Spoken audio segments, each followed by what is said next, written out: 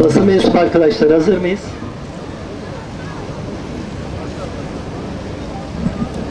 Şehitlerin Rabbi olan Yüce Allah'ın adıyla. Değerli basın mensupları, çok muhterem hemşerilerimiz, Kürecik NATO Radar Üssü'nün ayrı inisiyatifi tarafından her ayın ilk cumasında NATO'ya ve üslerine hayır demek amacıyla düzenlediğimiz basın açıklamasına hepiniz hoş geldiniz.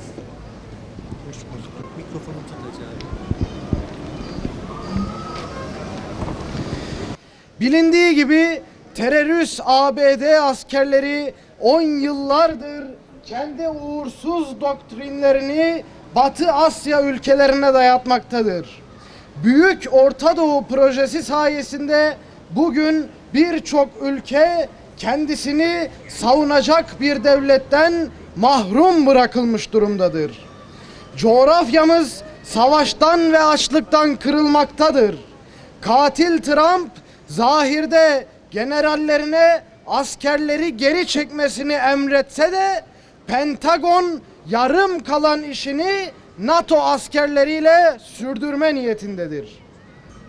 2001'den beri ABD, Donald Rumsfeld ve Amiral Arthur Jabrowski tarafından belirlenen stratejiyi gizlice uyguladı. Bu strateji 11 Eylül saldırılarından 2 gün sonra Kara Kuvvetleri dergisinde Albay Ralph Peters tarafından dile getirildi. Ve 5 yıl sonra Genelkurmay'ın yeni Orta Doğu haritasını yayınlamasıyla doğrulandı. Bu stratejide terörist ABD ordusunu misyonun ekonomiden çok finansa öncelik veren yeni bir kapitalizm biçimine uyarlanması söz konusudur. Dünya ikiye bölünmelidir. Bir tarafta küreselleşme ile bütünleşmiş istikrarlı devletler, diğer tarafta ham maddelerin sömürüldüğü geniş bir alan. Bu nedenle bu bölgenin ülkelerinin devlet yapılarını önemli ölçüde zayıflatmak, hatta mümkünse yok etmek ve her türlü imkanı kullanarak yeniden ayağa kalkmalarını önlemek istemektedirler. Yani bölgenin ABD tarafından sömürülmeye açık hale getirilmesi hedeflenmiştir. Kahrolsun Amerikan emperyalizmi! George Bush bu stratejiyi uygulamaya başlarken bitmeyen savaş olarak söz etti. Gerçekten de artık ABD için amaç savaşları kazanmak ve düşmanları yenmek değil, savaşları olabildiğince uzun bir süre, hatta bir 100 yıl sürdürmektir. Aslında bu strateji genişletilmiş Orta Doğu yani Pakistan'dan Fas'a kadar uzanan bir bölgede uygulandı. Resmi söylemin aksine hiçbir zaman hükümetleri devirmek değil, devletleri yok etmek ve yeniden inşa edilmelerini engellemek söz konusu olmuştur. Bu arada Pentagon'un Siyonist İsrail'i bir Orta Doğu devleti olarak değil, her zaman Avrupa devleti olarak gördüğünü akıldan çıkarmamalıyız.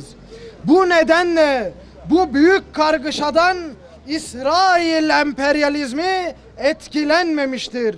Yanındaki İslam ülkeleri bir bir karıştırılırken korsan İsrail'e hiçbir şey olmamıştır. Kahrolsun İsrail! Kahrolsun Amerika! Kahrolsun İsrail! Kahrolsun Amerika! Ayrıca Pentagon IŞİD'i bu stratejisini sürdürebilmek için kurmuştur. Ancak bu kamuoyundan gizlenmiştir. Mike Pompeo'nun da açıkladığı gibi Washington bu stratejisini artık ABD ordularıyla değil, gasip İsrail ve Arap ülkelerinin de içinde bulunduğu NATO'nun ordularıyla sürdürmeyi planlamaktadır. Bu plana göre Suriye dört bir yandan kuşatılacaktır. Siyonist İsrail zaten fiilen NATO üyesidir ve istediği ülkeyi istediği zaman bombalamaktadır. Ürdün zaten NATO'nun en iyi küresel ortağıdır. Kral II. Abdullah 14 Ocak'ta İttifak Genel Sekreteri Jens Stoltenberg ile uzun uzadıya konuşmak ve Atlantik Konseyi'nin bir oturumuna katılmak üzere Brüksel'e geldi. Korsan İsrail ve Ürdün'ün ittifakın genel merkezinde daimi bir ofisi bulunmaktadır.